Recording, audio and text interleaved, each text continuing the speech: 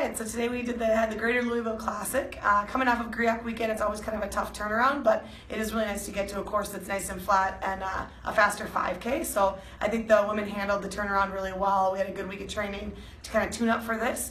And we just wanted to practice getting out a little more aggressively and make sure that we were getting in good position early.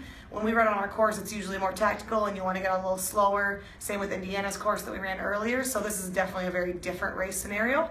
And I thought for the most part, we really did a nice job of that. I think Maddie, Bethany, and Megan really had very, very stellar days. PRs across the board, all three of them in the top 8, which is pretty phenomenal in a field like this.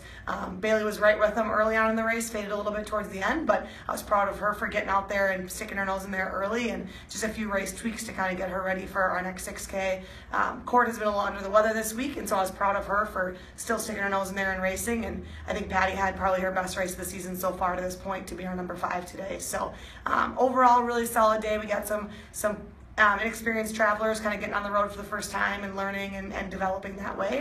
And so we were 2 points behind Furman, who's a very good national team, and about 15 points behind Wisconsin. And so we really feel like we're in a good position to be right with those teams when it gets to the end of the season. And we're just excited to go home and get back to work for a couple weeks and get ready for the Nutty-Comb Invitational in Madison in 2 weeks. So it should be a fun couple weeks, and then we'll be ready to get back on the national stage and race some more really high-profile teams coming up.